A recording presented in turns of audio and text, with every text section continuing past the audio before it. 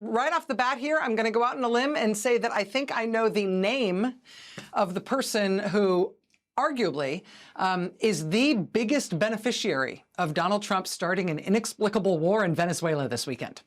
And again, I do think it's arguable, but there is a good case to be made, I believe, that the single biggest winner in this whole situation is a person named Karen Bud Phelan. And the reason you can tell she is the biggest beneficiary of the Venezuela invasion is because no one within the sound of my voice right now has any idea who that is. Karen Bud Phelan. Who? Have you ever heard this name before? Has anybody ever heard of this person? No? No, nobody knows who this person is. Karen Bud Phelan is the #3 official in the Interior Department under Donald Trump. She also served in the same department during Trump's first term. Karen Bud Phelan's family has a ranch in Nevada, and there's a company that wanted to build a huge mine, a huge lithium mine in that part of Nevada. And lithium mines, among all their other many splendid things, they do take a ton of water. So during Trump's first term, while Karen Bud Phelan was working at the Department of the Interior, Karen Bud Phelan's husband sold the water rights from their ranch in Nevada to the mining company that was going to build this big mine. They said, we're going to pay you $3.5 million for the water from your ranch. The only catch, the only contingency is that the full deal only goes ahead if our mine gets approved by the Interior Department. If our mine doesn't get approved, then the deal's off. You can see there's a real financial incentive there, right? If the mine isn't approved, deal's off. But if the mine is approved, you guys are going to get paid millions of dollars. Karen Bud Phelan works at the Interior Department, which has to make the decision about whether or not to approve this mine. During Trump's first term, she meets with the mining company. She meets with them at the cafeteria at the Interior Department. Hey guys, want to hang out? And then, hey, wouldn't you know it, turns out that mine got approved. And it got approved on a fast track so it could avoid the pesky environmental reviews and all the rest and all the other reason that people were protesting against it in Nevada. But the other result of that approval at the Interior Department is that bingo, Karen Bud Phelan's family was now going to get paid their millions of dollars. So before Christmas, the publication High Country News and veteran reporters at Public Domain on Substack, they published reporting, really explosive reporting about this top-ranking official in Trump's Interior Department, and what really does appear to be like the simplest possible explanation of what public corruption looks like, right? Like if there's a public corruption child's picture book, this is the kind of story that would be pictured, right? You don't even need words, really, to understand this. Family stands to be paid millions of dollars if government agency does X. Family member from that family works at that government agency. Agency, in fact, does X, so family gets paid, right? That's it. This is how you'd construct like a Mad Libs about public corruption in order to explain it to people who understood nothing simpler than anything else you could imagine. But that story, that very explosive story about this Trump administration official, it hits in these smaller publications before the holidays. Then this weekend, the New York Times jumps on it, and the New York Times adds their own reporting, and they blow it up. Headline: the Trump administration approved a big lithium mine, a top official's husband profited. Karen Bud Phelan, the #3 official at the Interior Department, did not disclose a $3.5 million water rights contract between her husband and the developers of a Nevada mine. The Times got a comment from Phelan's husband saying that that meeting in Washington at the cafeteria of the Interior Department, that was like just a big coincidence. He said that was purely a social occasion. Definitely nothing to do with her agency doing something that makes millions of dollars for her family. They just ran into each other at the cafeteria inside the agency. The mining company gave a comment essentially along the same lines, saying that it wasn't that they were meeting with her in any formal capacity when they met with her at the Interior Department. It was, it was just fun. How could it be a bad thing? So that story in the New York Times is prepped for Saturday. And on Saturday morning, it is the big national headline on the front page of the New York Times website. And Karen Bud Phelan is about to be very famous for this, right? Like at least as famous as Trump's border czar, Tom Homan, who's reportedly on tape taking $50,000 in cash stuffed into a kava bag from undercover FBI agents working a bribery case, right? Tom Homan initially refused to explain what had happened there at all. Then he denied that he took the money. We're still waiting any day now for the Justice Department to disclose its files on that case, and indeed maybe the tape. Senate Democrats have asked why that case against Tom Homan was closed mysteriously once Trump became president. We are awaiting DOJ disclosures on that any moment. But, if Tom Homan can be very famous, if Tom Homan's kava bag can be famous for something like that, Karen Bud Phelan was about to be famous for this. So if you had to name someone who benefited the most from the insane breaking news this weekend that the United States military just invaded Venezuela and took its president, I think Karen Bud Phelan at Trump's Interior Department might be a good nominee. She was otherwise poised to be very famous, but whoop, that story was absolutely submarined for all the obvious reasons. And admit it, you've already forgotten what her name is. I just said it like 20 times, and you already couldn't say it back to me if I asked you. But Karen Bud Phelan, that Trump Interior Department official, is not the only contender in the cui bono sweepstakes here. I think you'd have to also consider Ghislaine Maxwell and everybody else who has a personal stake in the 5 million plus more documents that the Justice Department has not released from the Jeffrey Epstein investigative files, even though by law they are required to do so. Everything, in fact, was supposed to be released from the Justice Department by December 19th. They did release some things on December 19th, then some more things in following days. But once they released this on December 23rd, this prosecutor's email saying, quote, "For your situational awareness, wanted to let you know that the flight records we received yesterday reflect that Donald Trump traveled on Epstein's private jet many more times than previously had been reported or that we were aware of, including during the period we would expect to charge in a Maxwell case." Yeah, once they released that 2 days before Christmas, the Justice Department hasn't released anything since, except word that there are literally millions more Epstein documents that they are eventually maybe sort of going to sort through. But again, all this stuff is supposed to be out by December 19th by law, and they don't seem to be in any hurry. This was Bryan, Texas this weekend, outside the minimum security federal prison to which Epstein associate Ghislaine Maxwell was inexplicably moved by the Trump administration once new questions heated up about Trump's involvement with Epstein and his administration's efforts to keep information about him from the public. These protesters in Bryan, Texas this weekend holding signs that said, among other things, "Release the names, not Ghislaine Maxwell." So as the Justice Department drags into its third week, I guess, of not releasing the Epstein information they're required by law to release, everybody with a personal stake in what's in those files that they're not releasing, everybody there is also benefiting from this dramatic change of subject in the news cycle.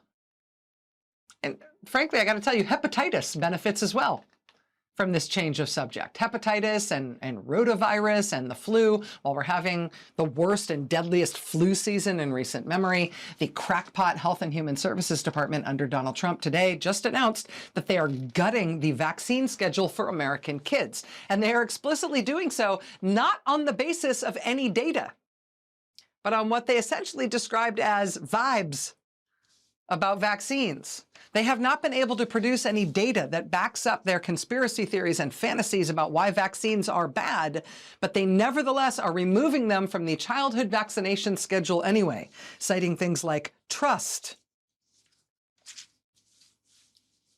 I should tell you, they made this change, they announced this change in an anonymous call to reporters in which no one was allowed to be quoted by name. That's how how strongly and transparently they're standing behind these changes. You know, I guess, sure, if I was going to take a sledgehammer to the most successful public health efforts in a millennium, I might try to do that anonymously on a busy news day as well. But that's what they did today at HHS. And, you know, this week, looking ahead, this week, Wednesday, that marks 1 year since the start of the deadly, horrific Southern California firestorm, to which a newly inaugurated president, Donald J. Trump, responded by inexplicably dumping out over 1 billion gallons of water from California reservoirs into flooded fields that did not need it and that weren't prepared for it. He said that was his solution to the fires that had just devastated LA. He wasted enough water to supply 7,000 households for a year. Jacob Soboroff's new book, Firestorm, does come out tomorrow on the LA fires and how spectacularly we screwed that up. The anniversary, again, of those fires is this week. And of course, tomorrow is January 6th. Tomorrow is 5 years since the Donald Trump supporting mob attacked the United States Congress to try to keep him in power by force. This is an anniversary that the Trump administration probably did not relish the arrival of. Trump, on his first day in office, pardoned all of the rioters, including those who assaulted and tried to kill police officers. Many of those people Trump pardoned have since been rearrested on charges ranging from child rape to vehicular manslaughter to threatening to kill Democratic politicians. By law, there's supposed to be, right now, displayed at the Capitol, a plaque that honors police officers who physically fought that day to defend the United States Congress from the mob attack, to thereby physically defend our democracy and our election. But that plaque is not up in Congress. House Republicans have refused to put it up. As the AP reports today, quote, approaching the 5th anniversary of the January 6, 2021 attack on the Capitol, the official plaque honoring police who defended democracy that day is nowhere to be found. It's not on display at the Capitol, as is required by law. Its whereabouts are not publicly known, though it is believed to be in storage. Yeah, I'm sure the Trump administration would much rather talk about inexplicably invading Venezuela than the anniversary, the 5-year anniversary since Trump sicked that mob on Congress to try to physically force an overthrow of America's election results so he could stay in power despite having been thrown out by the people. And constitutionally, in terms of my personal constitution, I don't really believe in wag the dog. I don't believe in most conspiracies just because I think most people aren't that together to be that well organized, to get the dog organized well enough that they can use the tail to wag it. And I have to tell you, I don't know why they chose to do this Venezuela thing this way right now with this timing, pushing all of these other things out of the news. But let me ask you this. Do you believe they did this Venezuela thing for the reasons they say they did it? I mean, obviously, they've been building up to this for weeks and months. And they've given us a lot of different explanations for what they were doing, getting ready for this in Venezuela with that troop buildup and everything and blowing up all those boats and everything, right? At first they said it was about drugs. Specifically, they said it was about fentanyl. That was their initial explanation.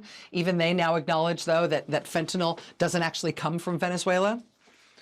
Then they tweaked that pretext to say, okay, it is about drugs, but it's not fentanyl. Okay, maybe that was wrong. It's about cocaine. Yeah, because if one thinks about crusading against cocaine, one definitely thinks about the Trump family. Am I right?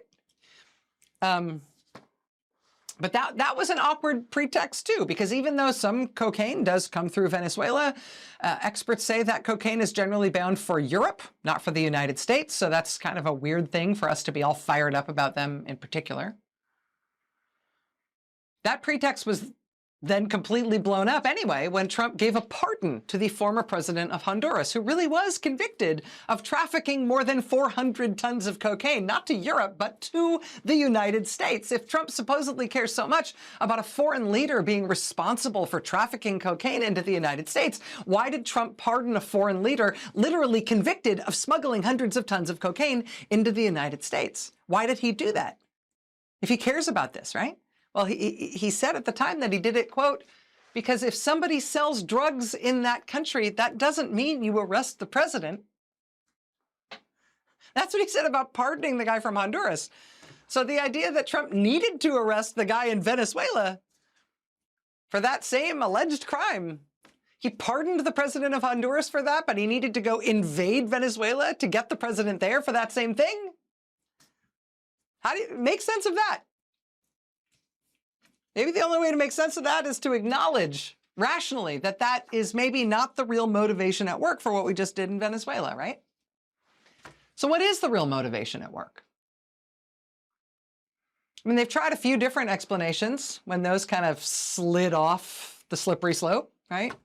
After they invaded and abducted Maduro this weekend, Trump told reporters that Maduro was a dictator, which is true, but that is not exactly a mark against someone from Donald Trump's perspective. He loves dictators. Remember when he told Fox News he wants his people to pay attention to him the way they pay attention to Kim Jong-un in North Korea? Right? I mean, Trump said the thing he likes the most about Xi Jinping in China is that he's seized power for life. Trump rolled out a literal red carpet for Vladimir Putin in Alaska and then kind of danced on it with excitement while he was waiting for him to get there. Yeah, Maduro being a dictator is the problem? They're also now saying that Maduro wasn't the legitimately elected president of Venezuela. And yes, fair enough. But is that really why we invaded? Because again, see Putin and frankly, see Trump January 6th, 5 years ago tomorrow. But also if Trump's supposed reason for invading Venezuela and abducting, seizing Nicolas Maduro is that the last election in that country didn't legitimately elect Maduro to be president, well, the other person who stood with Maduro in that election was his vice president. And now Trump is recognizing her as the legitimate leader of Venezuela. So make that make sense, right? I mean, because of the illegitimacy of that last election, we invaded that country so that now we can recognize the vice president who was elected in that same illegitimate election? That doesn't make sense either. What's the actual reason that we did it? I mean, Marco Rubio says it wasn't an invasion at all. It wasn't an act of war. It wasn't even a military operation. He said it was just sort of an unusually large arrest. We just needed 15,000 troops and more than 100 aircraft and Delta Force there to protect the law enforcement officers who were carrying out the arrest. But it was just an arrest. And sure, why not arrest his wife too, right? Doesn't everybody always get arrested with their family members? And what kind of law enforcement operation, just serving an arrest warrant, as Marco Rubio would have us believe, what kind of law enforcement operation serving an arrest warrant like that ends with the arresting force saying, okay, now we run your country and also we are taking all your oil? What part of law enforcement process is it to say, now we have arrested you and so we will be running your country? Speaking of law enforcement, did you see that one of the things they supposedly arrested Maduro for, one of the things they've charged him for now is gun possession? You think that's the real reason we just invaded Venezuela? Because gun possession arrests and prosecutions are a really big priority for the Trump administration? Really? And yes, Trump does bluntly say we're there for the oil. We're there to take the oil. Are we? Reuters had some really interesting reporting about that today, and I think this is going to turn out to be important here. Here's the headline from Reuters today. Quote, Trump administration has not consulted U.S. oil majors about Venezuela, oil execs say. Quote, the Trump administration did not consult with oil companies ExxonMobil, ConocoPhillips, or Chevron Corporation about Venezuela before or after U.S. forces captured the South American country's president, Nicolas Maduro, according to 4 oil industry executives familiar with the matter. That contradicts President Donald Trump's assertion aboard Air Force One on Sunday that he had spoken to all of the U.S. oil companies before and after Maduro's capture about his plans for investing in the country. 3 sources said the companies had no prior knowledge about the U.S. operation to seize Maduro and had held no conversations with the Trump administration about investing there as of Sunday. Trump told everybody, told reporters, oh yes, I've been talking to the oil companies. I talked to them before, I've talked to them since. The oil companies are like, no, dude, no, you didn't. Donald Trump likes the sound of let's take the oil. He thinks that sounds cool and transgressive and tough. Thinks it makes him sound like kind of a king, kind of a military conquest kind of guy. Contrary to our popular imagination about Donald Trump, he supported the invasion of Iraq in 2003. He said he was for it. He actually said the only thing that was wrong with what we did in starting that disastrous war in Iraq is that we should have taken the oil. Even in his first run for president in 2016, he would repeat that. We should have taken the oil. He loves the sound of that. Does he know what that means?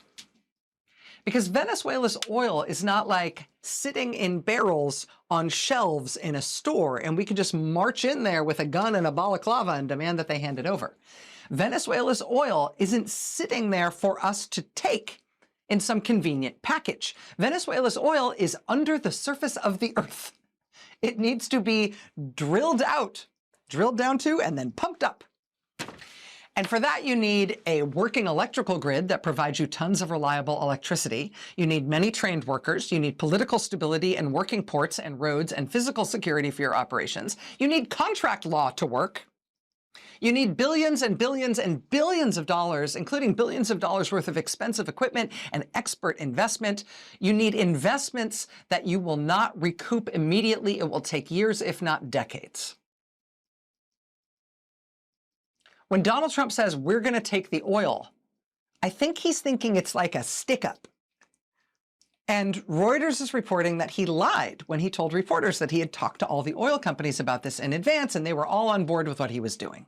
I mean, if you're Exxon, do you think that because Trump just invaded and took away their president, now Venezuela is a great place? It's going to be an excellent and stable place to make big investments that won't pay off for years? Multi-billion-dollar investments that won't pay off for years, if not decades? Do you think they feel confident about that?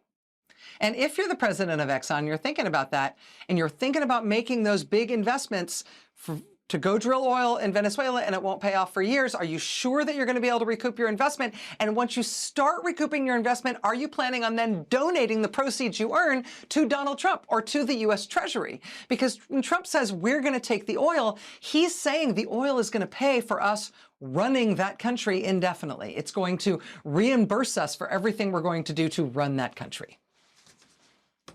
So Exxon's just going to give us the money?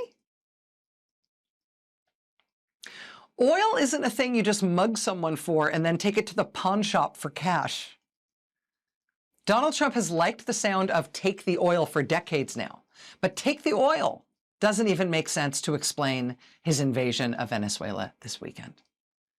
Yes, the United States can take action to hurt their oil industry or their oil income, but there's no magic wand. There's certainly no military action that can be taken to, hey, presto, build them a new oil industry. And they wouldn't be able to even do it themselves under duress or even as a favor to Trump, just because Trump is threatening to invade them more times if they don't. And so what is it? Why do it? I would say the best clue that we have is this. CBS poll. Do you see Venezuela as a major threat to the security of the United States? No. 87% of the American public says no, we do not see Venezuela as a major threat to the United States. Same poll. Has the Trump administration clearly explained the U.S. position on military action in Venezuela? No. 76% of the public says no, there has not been a clear explanation from the Trump administration on whatever the heck it is doing in Venezuela. I mean, listen, at least when they started the Iraq War, they bothered to tell us fairy tales about it, right? To concertedly, strategically, energetically, in a sustained way, tell us big porky pie lies about supposed weapons in Iraq and how dangerous Saddam Hussein was to America. That was all designed to get the American people on the side of us invading Iraq, even if they did so under false pretenses. Here, they're barely bothered, right? Oh yeah, we're going down there for drugs. Oh, I mean other drugs. No, we're going down there because we really don't like dictators. Is that going to fly? No, we're going to go down there and take the oil. Trump at least likes saying that, although there appears to be no operable planning behind it at all. I mean, maybe we just went down to Venezuela to enforce the gun laws, to charge Nicolas Maduro with illegal weapons possession. Or maybe we went for election integrity. I mean, does any of this sound remotely plausible or like they're even trying to make it seem plausible? They're not even trying. And maybe that is the important point here. Maybe the most important thing going on here is that Donald Trump does not believe he needs to even try to convince you of some reason, some false reason or some true reason that explains why he is using the U.S. military the way he is. Maybe what this is the simplest thing imaginable. Maybe what this is a president who can barely bother with coming up with some clearly false pretext, because what he really wants is totally unilateral, totally unaccountable, unquestioned ability to use the U.S. military anywhere for any purpose against anyone, even if it is inexplicable or unpopular or even illegal. He wants to break the perceived connection between public legitimacy for military action and the use of the United States military.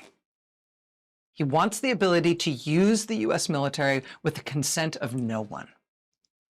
And so we are seeing him use the U.S. military in the Middle East, yes, like lots of other presidents, and also in Nigeria, and also in Iran, and also now in the Caribbean, and in the Pacific, and in South America, and in Los Angeles, and in Portland, and in Chicago, and in Washington.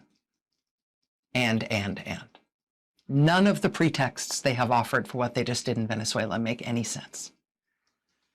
Unless the nonsensical nature of it is the point.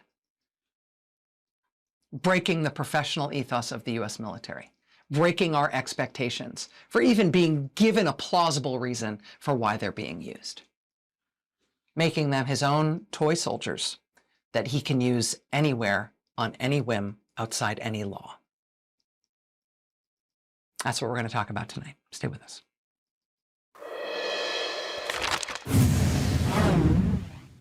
Quote, over 25 years in the U.S. Navy, 39 combat missions, and 4 missions to space, I risked my life for this country and to defend the Constitution, including the First Amendment rights of every American to speak out. I never expected that the President of the United States and the Secretary of Defense would attack me for doing exactly that. Pete Hegseth wants to send the message to every single retired service member that if they say something he or Donald Trump doesn't like, they will come after them the same way. It is outrageous and it's wrong. There's nothing more American than that. Statement today from retired Navy Captain and United States Senator Mark Kelly after Trump Defense Secretary Pete Hegseth announced today that he is moving to demote Senator Kelly from his retirement rank in the Navy and also moving to cut his retirement pay. All because of Senator Kelly's true and uncontroversial legal public statements that U.S. service members can and indeed must refuse illegal orders. Joining us now live is Senator Mark Kelly of Arizona. Senator, I thank you so much for being with us tonight. I know this has been a heck of a day. Well, thank you for having me on. Let me ask, first of all, just your reaction to Secretary Hegseth's announcement today that he is moving ahead with trying to demote you and dock your pay for having advised military service members that they should obey their oath and refuse illegal orders. Well, I'm surprised that they're continuing down this path and taking, these steps to try to silence me, silence other members of Congress, silence retired members of the military, former service members, really silence the American people. I mean, this isn't totally only about me. This is about all of us. And I mean, this started back in November when we put out that video and Donald Trump said I should be hanged, I should be executed, prosecuted. And then Pete Hegseth ran with that and said he was going to court-martial me.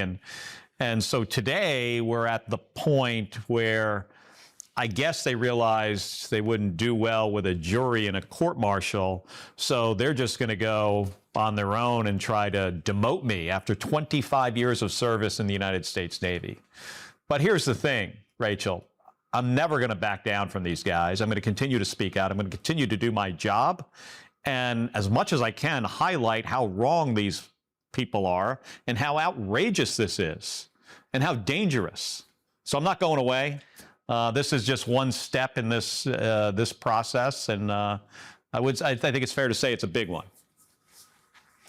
I'm struck by the way this does and doesn't fit the pattern of other acts taken by the Trump administration in this past year. They have taken different types of acts of retribution against people who they see as their political opponents or their political rivals or their critics, running the gamut. Everybody from members of the board of the Fed to other elected officials to indictments of former Trump administration officials. And so it seems to fit that sort of pattern in one way.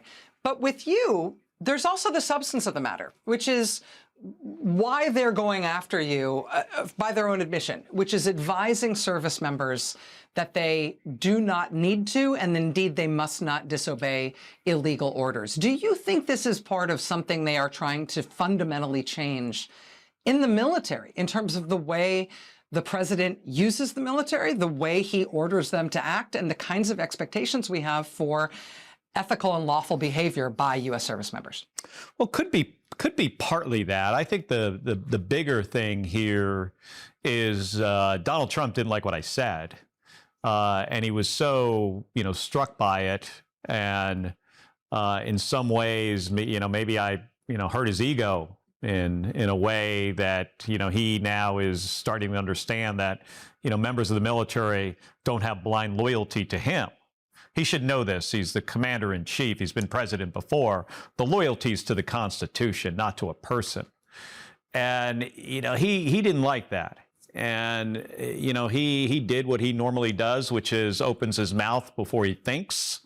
And then doubles down on it. And these are dangerous words, because if he can get me to shut up, I mean, I'm a U.S. senator. I was an astronaut. I spent 4 trips in space. I flew 39 combat missions. If he's successful in getting me to not speak out against him or the government or Pete Hegseth or whoever and not do my job, I mean, what does that say to all these other retired and ex-service members? What rights do they have anymore? And this extends even beyond that. I think if they're successful and by the way, Rachel, they're not going to be successful in ever shutting me up. That doesn't, I mean, they could go as far as they possibly can go with that. That's not going to happen. But if they can punish me in a significant way, that's going to silence other critics of the government. And that is a foundational problem for our constitutional democracy. Senator, this is happening at a time when the military and the government are making are doing incredibly controversial things, including this invasion, this action in Venezuela. You're on the Armed Services Committee, clearly. Do you have clarity as to why the administration did what it did in Venezuela this weekend? No, absolutely not. I mean, we don't yet. We'll have a brief this week. I'll be back in Washington tomorrow morning, and my expectation is we'll get a brief from Pete Hegseth, from Marco Rubio. We'll see what they're going to share. Usually when we get these briefs, we walk out of the secure facility with more questions than we walked in with. They often share what seems like a lot of nonsense with us, legal arguments that don't make any sense, half-truths. You pointed out today that it seems like the president may have been even lying about his conversations with oil executives. Is this about oil? I don't know if it's about oil. I mean, initially it was about fentanyl. Fentanyl coming from Venezuela, and then it turns out they found out, well, it's not fentanyl because fentanyl is not trafficked out of Venezuela. So then it was about cocaine, and then it was about regime change, and then it was about oil, and then it went back to a police action with regime change. And now it's back to, oh, we're going to run this country. By the way, the president says we're running the country. We're not running the country. There's nobody there to run the country. Maduro's handpicked successor is running the country. I worry about what happens next. I mean, what are the next steps that this president is going to take to, try to show that he is as tough as he wants everybody to believe he is? And when he realizes he's not running the country, and maybe the oil executives aren't as interested as he thought they may have been with oil at $60 a barrel, what does he do then? And how many service members wind up having their lives at risk because of, this president's ego and ambition? That's exactly right. Exactly right. Arizona Senator and retired Navy Captain Mark Kelly, thank you for putting your finger on it exactly. I know this is a crazy time for you. I appreciate you making time to be here with us tonight. Thank you. All right. More news ahead here tonight. Stay with us.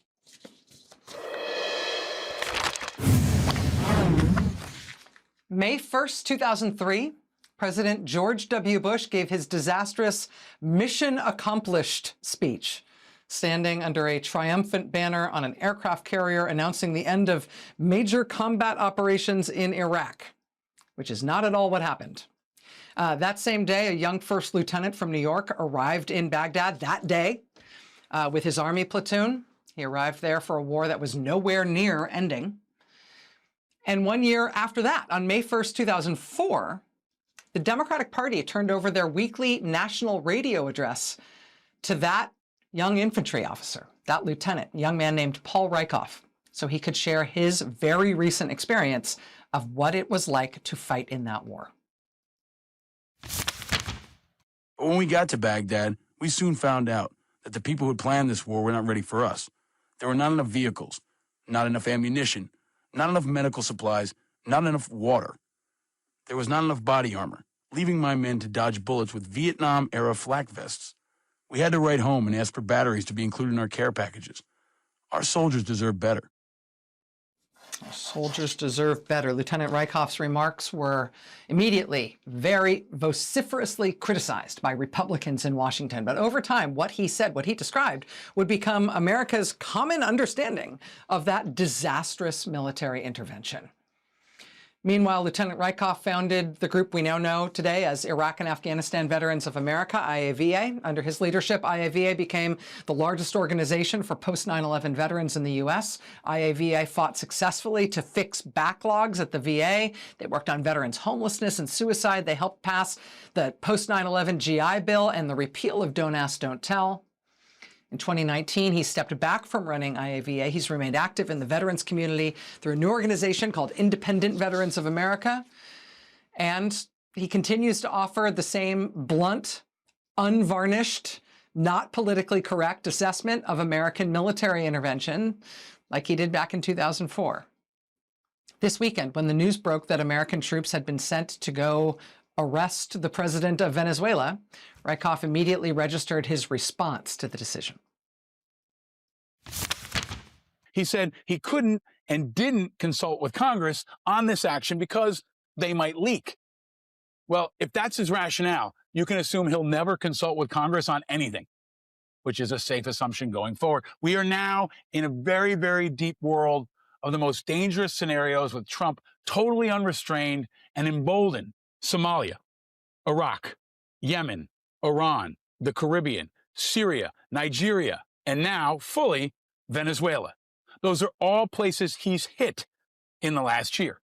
And the unprecedented domestic deployment of National Guard and federal troops to the Mexican border, which included Arizona, New Mexico, and Texas, and there was D.C., L.A., Chicago, Portland, and Memphis. This is all just in his first year.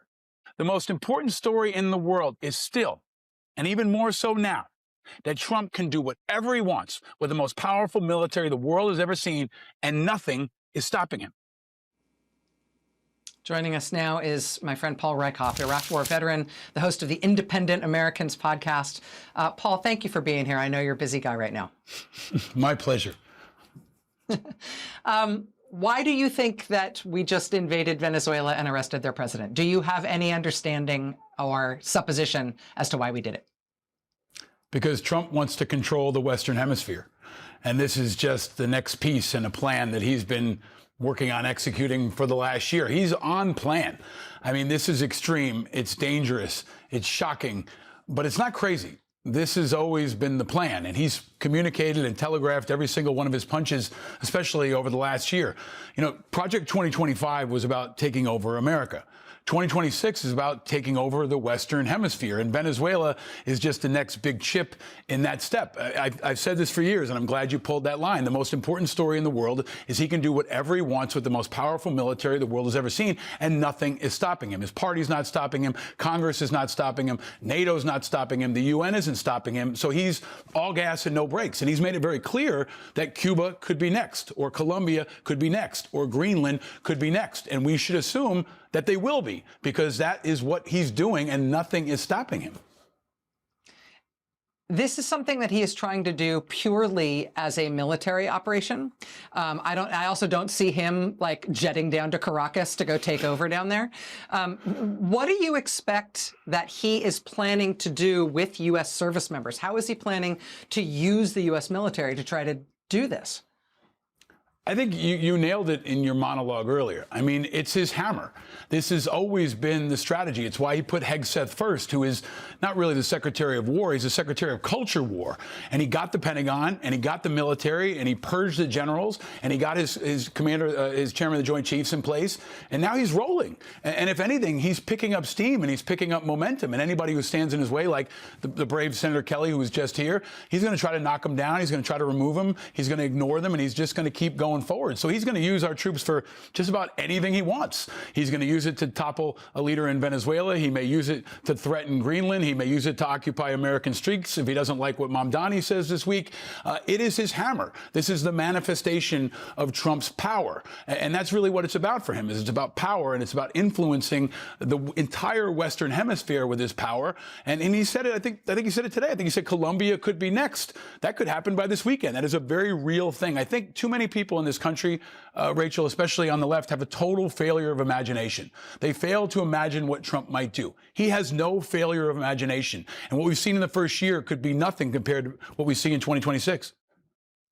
What is the way to stop it, if that is what he wants to do? You know, that's the question for every single elected leader here. I don't know the answer.